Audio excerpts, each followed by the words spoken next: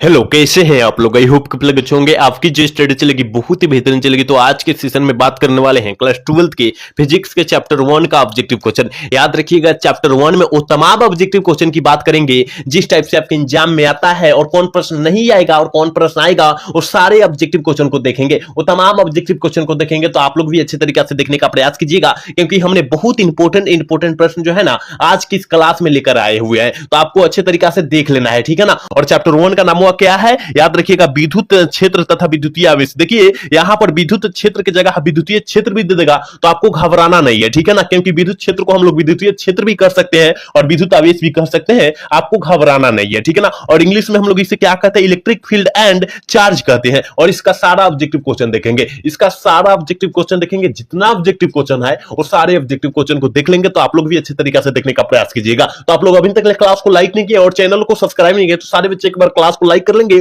और चैनल को सब्सक्राइब कर लेंगे। हम अपने क्वेश्चन की तरफ बढ़ते हैं। और 1 नंबर जो क्वेश्चन है क्या कह रहा है, और यह जो है आपके एग्जाम में कई बार प्रश्न जो है पूछा गया है, तो आपको याद रखना होगा, ठीक है ना। आपको याद रखना होगा यह प्रश्न करे कि हवा में ईआर का मान जो होता है वो कितना होता है, और देखकर बचवा जो होता है अगरा जाता है, और अगरा कर ऑप्शन ए वाला मार देगा तो गलत हो जाएगा। तो गलत हो जाएगा, क्योंकि हवा में ईआर का जो मानवा होता है वो कितना होता है, 1 होता है। कितना होता है, 1 होता है। ऑप्शन सी वाला करेक्ट होगा। याद रखिएगा, ये जो है आपके एग्जाम में कई बार प्रश्न पूछा गया है। अगर आपको विश्वास नहीं हो रहा है तो आपको आप लोग कोई भी प्रकाशन का जो है ना कि क्या टारगेट का या कोई भी प्रकाशन का आप लोग गाइड उठाकर देखिएगा, तो यह जो प्रश्न मिल जाएगा कि कौन सा क्वेश्चन में जो है कौन सा प्रश्न पूछा गया है। आपको नहीं विश्वास होगा रहा तब पे, क्योंकि जो है ना बार बार पूछा गया है प्रश्न आपके एग्जाम में, ठीक है। तो आप लोग अच्छे से याद रखिएगा। अगला क्वेश्चन की तरफ बात करेंगे, और अगला क्वेश्चन यानी 2 नंबर प्रश्न जो है ना क्या कह रहा है ना, विद्युत क्षेत्र में एक आवेशित कण पर लगने वाला बल का जो मानवा होता है वो कितना होता है। वो कितना होता है आपको पता होनी चाहिए कि विद्युत क्षेत्र में एक आवेशित कण पर लगने वाला मान जो होता है ई गुने क्यू गुने ई होता है। क्यू गुने ई होता है। तो कहां पर दिया है, देखिए ऑप्शन ए में दिया है। ऑप्शन ए वाला सही कर देंगे। ये भी आपके एग्जाम में 2023 में पूछा गया है, 2022 में पूछा गया है प्रश्न, और 2020 में पूछा गया है। अगर आपके पास मॉडल सेट होगा कोई भी प्रकाशन का तो उठाकर देखिएगा, उसमें मिल जाएगा, ठीक है ना, कि कौन सा प्रश्न कौन सा सन में पूछा गया है। इस तरह जो है ना सारा प्रश्न जो है बहुत इंपॉर्टेंट प्रश्न है। मैं जितना प्रश्न बतला रहा हूं तो आपको याद रखना होगा, ठीक है ना। चलिए अगला क्वेश्चन की तरफ बात करेंगे मेरे भाई। अगला क्वेश्चन यानी 3 नंबर प्रश्न कह रहा है कि विद्युत फ्लक्स का एसआई मात्रक जोन होता है वो क्या होता है। याद रखिएगा, विद्युत फ्लक्स की एसआई मात्रक की बात करेंगे। विद्युत फ्लक्स यानी वोल्ट मीटर, विद्युत फ्लक्स यानी वोल्ट मीटर, और यह 2023 में पूछा गया प्रश्न है। याद रखिएगा, यह 2023 में पूछा गया प्रश्न है, याद रखिएगा आप लोग, ठीक है। चलिए अगला क्वेश्चन की तरफ बात करेंगे, और यह जो है ना ये भी 2023 में प्रश्न पूछा गया है और 2021 में प्रश्न पूछा गया है। अगर 2023 और 2021 वाला उठाकर देखिएगा पेपर ना, तो उसमें यह प्रश्न देखने के लिए मिल जाएगा, ठीक है ना। कि निम्नलिखित में संबंध एनी में निम्नलिखित में से कौन सा एन का मान संभव नहीं है, ठीक है ना। और यह जो है 2024 में भी पूछा गया था, लेकिन ऑप्शन चेंज करके पूछा गया था, याद रखिएगा, ठीक है ना। तो यहां हो जाएगा क्या, 4.2 हो जाएगा, क्योंकि फ्रैक्शन में नंबर नहीं जाता है, याद रखना है। ऑप्शन सी वाला सही होगा, ठीक है ना। 4 का ऑप्शन हम लोग सी टिक कर देंगे, ठीक है ना। और 2024 में पूछा गया था, केवल 5.2 कर दिया गया था, 4.2 की जगह 5.2 कर दिया गया था। तो आपको घबराना नहीं है, ठीक है ना, क्योंकि फ्रैक्शन में नंबर कभी नहीं जाएगा, ठीक है। चलिए अगला क्वेश्चन की तरफ बात करेंगे, और 5 नंबर प्रश्न देखिए क्या कह रहा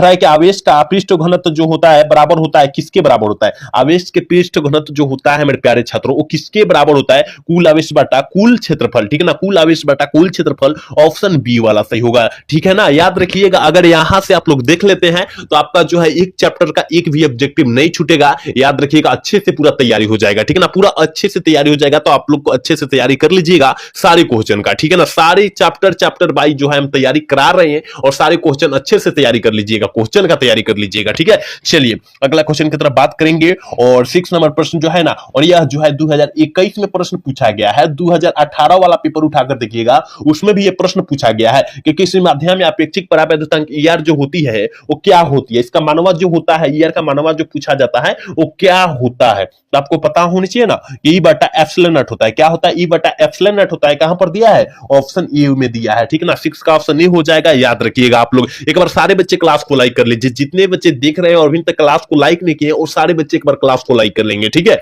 चलिए अगला क्वेश्चन की तरफ बात कर लेते हैं। और देखिए 7 नंबर जो प्रश्नवा है ना, ये कई कई बार आपके एग्जाम में आया हुआ है। हम तो कहेंगे 2020 से और 2025 के बीच देखिएगा ना, केवल 25 में यह प्रश्न नहीं पूछा गया है, लेकिन जो है यह हर एक साल पूछा गया है। 4 साल के अंदर सारा प्रश्न पूछा गया है, सारा पेपर में पूछा गया है। आपका विश्वास आपको नहीं होगा तो आप लोग पेपर उठाकर देखिएगा तो मिल जाएगा। याद रखिएगा 80 या 81 होता है। क्या होता है? 80 या 81 होता है। कितना? 81 होता है। आप लोग दोनों याद रखिएगा कि पानी का परावैद्युतांक स्थिरांक जो होता है वो कितना होता है? 80 या 81 होता है। मेरे प्यारे छात्रों याद रखिएगा, जो क्वेश्चन हम एक्स्ट्रा में बतला रहे हैं ना, उसको भी अच्छे तरीका से याद रखिएगा, नोटबुक पर लिखकर याद कीजिएगा आप लोग, ठीक है। चलिए अगला क्वेश्चन की तरफ बात करेंगे।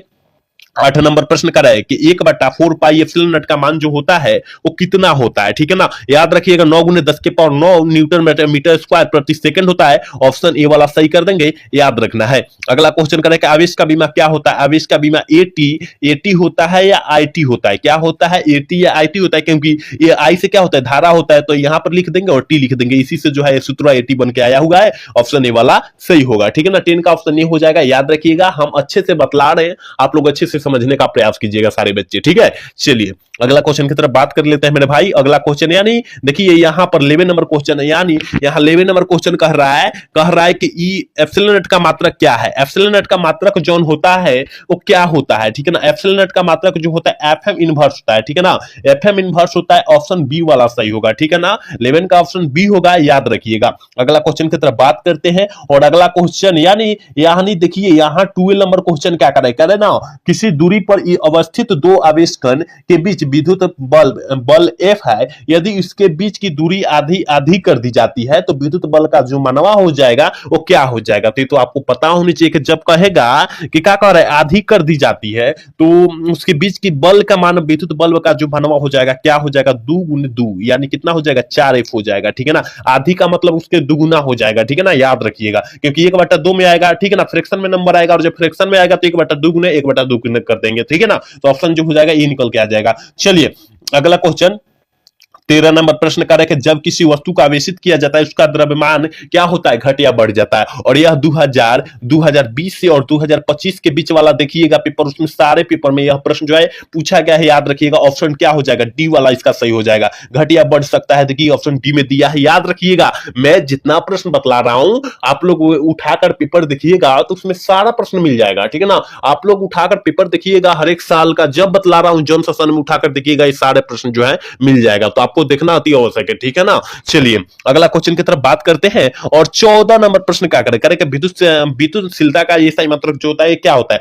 और यह 2018 में और 2019 में और 2021 में यह प्रश्न पूछा गया है, ठीक है ना। याद रखिएगा 2018, 2019 और 2021 में यह प्रश्न पूछा गया है, ठीक है ना। तो विद्युतशीलता का ये सही मात्रक जो होता है वो क्या होता है? तो याद रखिएगा newton meter inverse two coulomb square. कहां पर दिया है? देखिए ऑप्शन में दिया है, ऑप्शन ए वाला सही हो जाएगा। 14 का ऑप्शन ए टिक कर देंगे, याद रखना है, ठीक है। चलिए अगला क्वेश्चन की तरफ बात करते हैं। और देखिए 15 नंबर प्रश्न का आंसर जो है सारे बच्चे को पता होना चाहिए, ठीक है ना। अगर आपको लोग पेपर उठाकर देखिएगा तो यह हर एक साल पूछा गया है, हर एक साल पूछा गया है। तो हर एक साल के भांति इस साल भी यह प्रश्न पूछा जाएगा। तो आपको याद होना चाहिए कि विद्युत बल्ब जो होता है करे के कूलम बल जो है वो क्या होता है। कूलम बल जो होता है केंद्रीय बल और विद्युत बल दोनों होता है। ऑप्शन सी वाला सही होगा, ठीक है ना। ऑप्शन जो हो जाएगा 15 का ऑप्शन हम लोग सी टिक कर देंगे, ठीक है। चलिए अगला क्वेश्चन की तरफ बात करते हैं। और 16 नंबर प्रश्न क्या कर रहा है? यदि समरूप विद्युत क्षेत्र एक्स अक्ष की दिशा में विद्यमान है तो समविभव का मान जो हो जाएगा वो क्या हो जाएगा। समविभव का मान क्या कह रहा है कि यदि समरूप विद्युत क्षेत्र की एक्स अक्ष की दिशा में है, देखिए अगर एक्स अक्ष की कहेगा तो वाई जेड की तल की दिशा में हो जाएगा। क्या हो जाएगा? एक्स अक्ष की दिशा में कहेगा तो क्या हो जाएगा? वाई जेड की तल की दिशा में हो जाएगा। ऑप्शन सी में दिखाई दे रहा है, ऑप्शन सी वाला हम लोग सही कर देंगे, ठीक है ना। एक बार सारे बच्चे क्लास को लाइक कर लेंगे, जितने भी बच्चे मेरे क्लास को दिख रहे हैं वो सारे बच्चे क्लास को लाइक कर लेंगे, ठीक है ना। कह रहे हैं कि विद्युत आवेश का क्वथनांक ईएसयू मात्रक जो होता है वो कितना होता है। और यह जो है आपके एग्जाम में कई बार प्रश्न आया हुआ है। आपको विश्वास नहीं होगा तो पेपर उठाकर देखिएगा तो उसमें ये प्रश्न जो है देखने के लिए मिल जाएगा, ठीक है ना। तो विद्युत आवेश का क्वांटम जो होता है ईएसयू मात्रक जो होता है 4.8 × 10⁻⁻10 होता है। कहीं दिया है, देखिए ऑप्शन ए में दिया है, ऑप्शन ए वाला हम लोग टिक कर देंगे, ठीक है। चलिए अगला क्वेश्चन 18 नंबर प्रश्न क्या करें।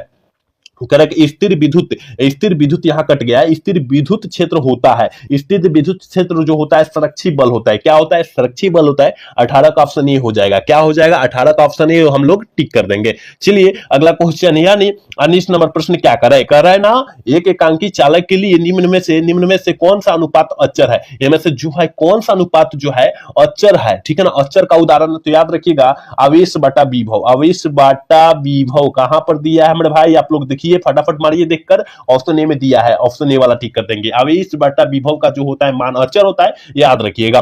20 नंबर प्रश्न की तरफ बढ़ते हैं और 20 नंबर प्रश्न जो है आपकी स्क्रीन पर मौजूद है। कह रहा है 1 कूलम आवेश बराबर डेड के मात्रक होता है। 1 कूलम आवेश के बराबर जो होता है कौन होता है, ठीक है ना। कौन सा इसमें का मान होता है? तो देखिए इसमें जो है 2 में से बच्चा घबरा जाता है, ठीक है ना।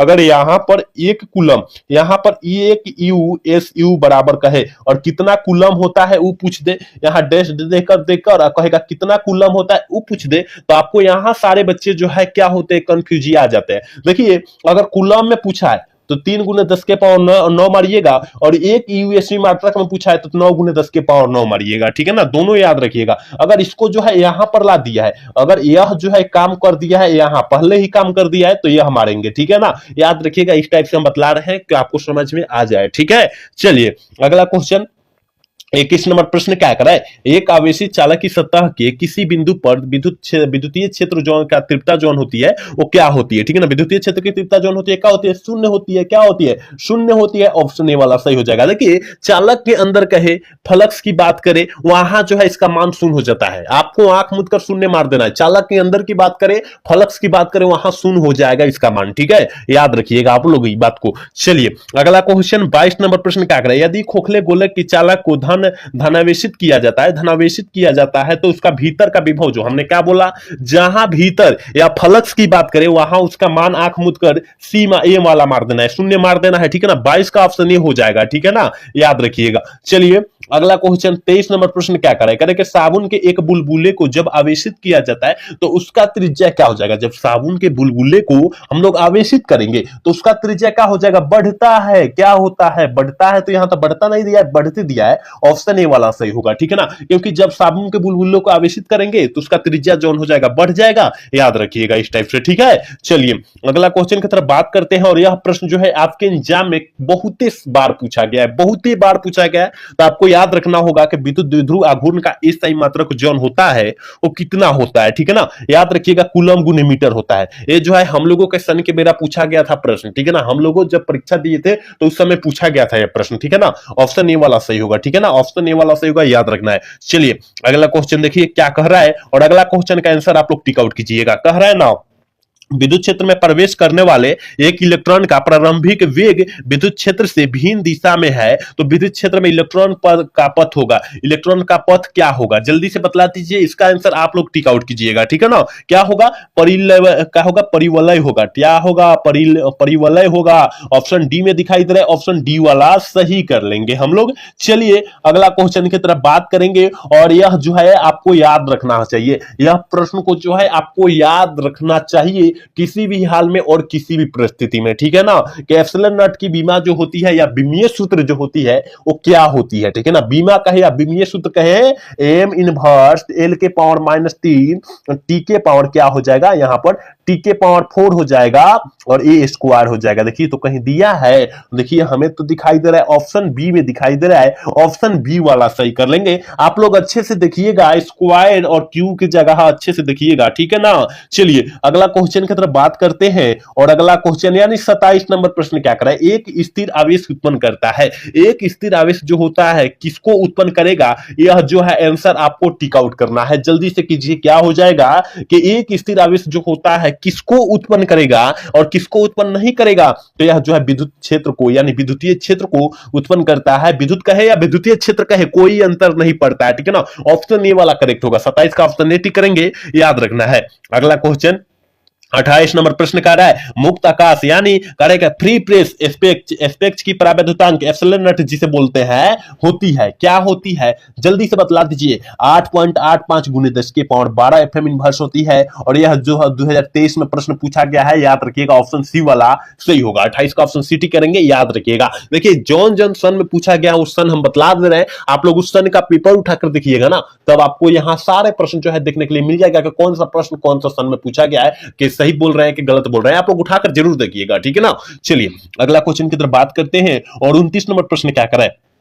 यदि दो आवेश के बीच की दूरी दुगुनी कर दी जाए तो उसके बीच लगने वाला बल जो हो जाएगा वो क्या हो जाएगा, उसके बीच जो बलवा लगेगा वो क्या हो जाएगा, तो याद रखिएगा 1/4 गुना हो जाएगा। क्या हो जाएगा, 1/4 गुना हो जाएगा। कहां दिया है, ऑप्शन सी में दिया है, ऑप्शन सी वाला सही कर लेंगे, ठीक है ना। 29 का ऑप्शन सी हो जाएगा, याद रखिएगा। अगला क्वेश्चन यानी 30 नंबर प्रश्न क्या कर रहा है, कह रहा है ना वेक्टर, कह रहा है कि वेक्टर तीव्रता के विद्युतीय क्षेत्र में पी वेक्टर, यहां पर ई वेक्टर था, यहां पर पी वेक्टर है, द्विध्रुव वाले त्रिज्या जो होती है, त्रिज्या पर लगने वाला बल आघूर्ण क्या होता है। देखिए यहां पर फॉर्मूला पूछा गया है और इंग्लिश में दे दिया है कि बच्चा जो है कंफ्यूज आ जाए, तो हमने क्या बोला, पी गुने ई बोला। हमने बताया कि नहीं, यही प्रश्न कुछ क्वेश्चन पहले आया हुआ था, जब स्टार्ट हमने क्लास किया तभी आया था, ऑप्शन ए वाला सही होगा, ठीक है ना, याद रखना है। चलिए अगला क्वेश्चन की तरफ बात कर लेते हैं मेरे प्यारे छात्रों। अगला क्वेश्चन करें कि विद्युत तीव्रता की बीमा है, विद्युत तीव्रता की जो बीमा होती है वो क्या होती है, ML के पावर -3 और क्या हो जाएगा, ए इनवर्स होता है, ठीक है ना, ए इनवर्स होता है। कहां दिया है,